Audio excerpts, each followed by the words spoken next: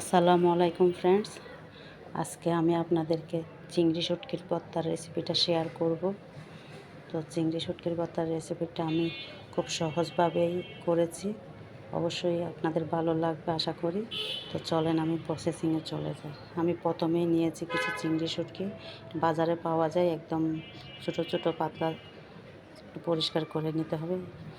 এরপর আমি একটা চুলার মধ্যে, একটা তাওয়ার মধ্যে আমি কিছু শুকনো মরিচ আর কাঁচা মরিচ দিয়ে সামান্য তেল দিয়ে দিছি। এগুলো এখন আমি ভেজে নেব ভালো মতো।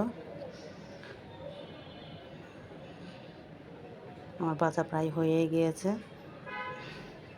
আমি এখন মরিচগুলো নামিয়ে ফেলবো।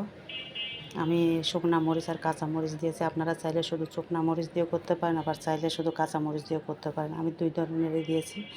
তারপর আমি ওই তাওয়ার মধ্যে আবার দিয়ে দেব পেঁয়াজ আর রসুন। তো আমি একটু রসুন একটু বেশি করে দিয়েছি। তো রসুন আর পেঁয়াজটা ভেজে নেব সামান্য একটু তেল দিয়ে।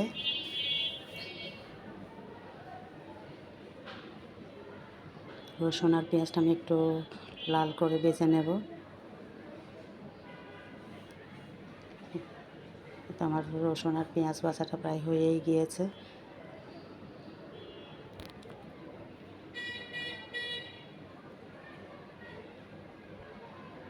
আমার রসুন আর পেঁয়াজ ভাজাটা হয়ে গেছে, আমি লাল করে ভেজেই নিয়েছি।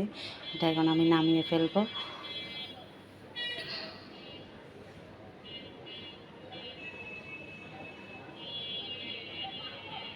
এখন আমি ওই তাওয়ার মধ্যে, গরম তাওয়ার মধ্যে আমি দিয়ে দিলাম চিংড়ি শুটকিগুলো আমি ভালো মতো পরিষ্কার করে ধুয়ে তারপর আমি পানি ঝরিয়ে তারপর আমি ভেজে নেব।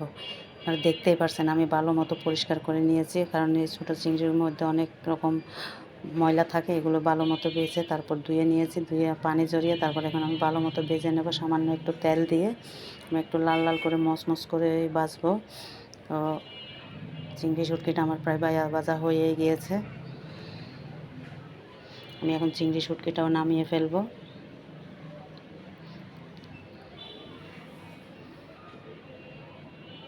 এখন আমি একটা ব্লেন্ডারের জারে আমি কাঁচা মরিচ, শুকনো মরিচ, পেঁয়াজ, রসুন ভাজাটা সাথে চিংড়ি শুটকি ভাজাটা দিয়ে দেব।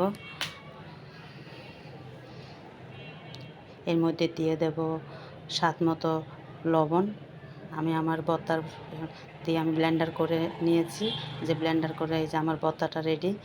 দেখতেই পারছেন আমার ভর্তাটা খুব সুন্দর হয়েছে। চাইলে আপনারা শিলপাটাতেও বাটতে পারেন, আমি ব্লেন্ডারে করে নিয়েছি। এতে আমার ভর্তা রেডি।